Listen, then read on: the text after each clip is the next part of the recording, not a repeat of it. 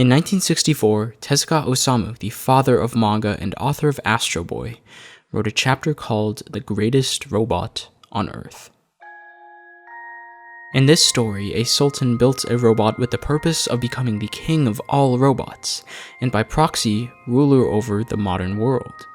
But in order to achieve that dream, this evil, horned creation first had to triumph against the 7 most powerful robots on Earth, including our hero, Astro Boy. What ensued rapidly escalated from a mere fight between robots into a grand battle with the fate of the world at stake, as most stories of this type do. But just as much as Tezuka Osamu's work can be labeled as shonen nuke no manga, stories made for young teens, it can also be argued that his repertoire holds all of the ingredients needed for a much darker and thematically remarkable story as well. Japanese textbooks even note the vast array of deeper subgenres his stories explore: religion, fine arts, the universe, even going into Osamu's unabashed discussions of the importance of life, futility of war, and the future of humankind. In the appropriate context, even a story so reminiscent of childhood nostalgia and the ambition of a young boy could certainly be twisted into a dark tale. And nearly 40 years later, Naoki Urasawa's melancholic, brooding reimagining of the greatest robot on Earth proved just that, in the murder mystery named after the story's monstrous killer robot seeking world domination.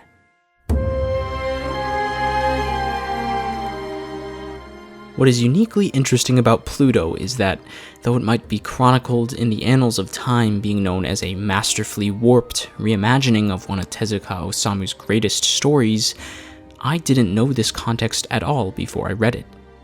After I saw that Pluto was only 8 volumes, notably shorter and more tightly plotted than any of Naoki Urasawa's other more famous works like Monster and 20th Century Boys, all I expected coming into this story was another incredible, suspenseful, and contemplative crowning literary piece to add to Urasawa's collection. And before I knew the background of this story and after, that is still exactly what I got. Though the original framework of this manga, should I say, was built by the late Tezuka Osamu, Urasawa fleshed out the greatest man on Earth in nearly every way to create Pluto, to accommodate for his darker style and unique prowess as a mangaka. In his rendition, this future take on our world has developed robots just as advanced, if not more, than humans. Laws exist to protect robot rights, even blurring the line between them being obedient servants to humans and being their own, equal, autonomous inhabitants of Earth. But this advanced world is also in recovery. A great war in Central Asia was incited in response to a rebellious country's secret development of immensely destructive robots. And ironically, the rest of the world sent their own robots, believed to be invincible, unflinching, and emotionless, the perfect tools for war, to massacre the entirety of this country that got a bit too ahead of themselves.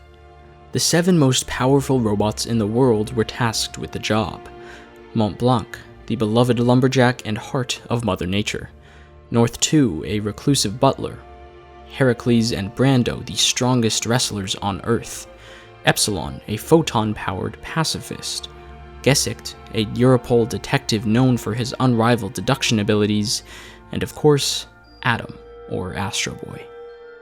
After this war, people of Earth now sit in a capricious state of both gratefulness and reverence towards robots like Adam for being the forefront of technology and embodiment of human heroism, and also hatred towards robots as they infringe closer and closer onto the precipice of what makes us humans unique. In Urasawa's Pluto, rather than pushing Adam as the narrative center of the story as you would expect of a remake of an Astro Boy comic, Urasawa actually tells most of the story through Gesicht, the detective, an appropriate shift for this mystery thriller take on Pluto's battle to become the greatest robot on Earth. Gesicht the detective investigates the string of unprecedented robot-related murders that Pluto leaves in his destructive wake, beginning with the beloved but still extremely powerful robot Mont Blanc.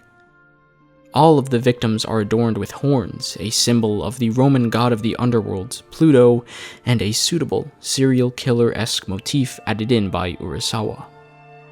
While Gesicht battles his own internal monsters and comes to terms with what it means to be a robot in society, Gesicht must also find and understand the horror that is Pluto, one that he slowly realizes is targeting him and the other greatest robots on Earth as well, in a scheme that is much greater than anyone could have anticipated. Pluto is a complex story. I would argue that it's Urasawa's most complex that I've read, which could be due to the fact that the majority of his work on this project went into thinking about how he can expand on Osamu's original plot without having to write that foundation himself. Pluto is very much its own iceberg. At the tip of the iceberg is the summation of the knowledge of most people. The fact that Pluto is a remake of an old Astro Boy story arc, small details like that, while a massive, submerged part holding societal subtexts and Urasawa's own philosophical flair lies below the surface of it all. In fact, I don't think that I alone could fully encapture all of this in one video. I've provided a few great articles to read about the series to understand it further in the description, which I read through in an attempt to at least make a dent on this titanic iceberg myself. But I will certainly attempt it. And one of the most pronounced and ever-present themes permeating this story, defining the shifting balance between human and robot, and the most important when attempting to present all of the other ideas in Pluto, is frustration. Great hatred, hatred so strong it could cause one to kill a man. These things nurture an AI. Only a wrong mind can be perfect. This line from Dr. Tenma, the creator of Adam in the story, takes a lot to unpack. At the end of the day, we must remember what this story is about: the greatest robot on Earth. Moving past Tezuka Osamu's simple idea of the greatest robot being the strongest one of them all, Urasawa also integrates our modern debates on what makes technology great. What can be summed up as their ability to imitate or transcend human function. Pluto discusses this idea to a much greater depth than most manga that touch on this idea. For example, in this story, numerous laws have been made to protect robot rights. Crime against robots is just as illegal as it is against humans, and more so than anything in Pluto, robots have emotion.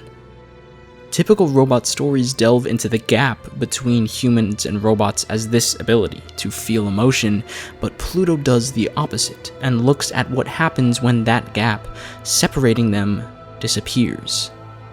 Adam, Gesicht, all of the 7 greatest robots were created to imitate human nature. Humans hate, they feel sadness, so a perfect robot should be able to do these things as well. In a way, this story reverts robots to more of a different race than humans rather than a lower species. There were subtle hints showing this, and there are also more obvious ones, like extremely on-the-nose comparisons of anti-robot organizations to racial supremacy groups. But I digress, and I return to Urasawa's discussion of how a robot being an exact imitation of a human, what technically makes them perfect, is a contradiction in and of itself. A robot kills a human at the beginning of Pluto's story, and people begin questioning its AI in response throughout the rest of it. What went wrong? How is it possible that it killed a human when robots are specifically coded not to? Wasn't it supposed to be perfect?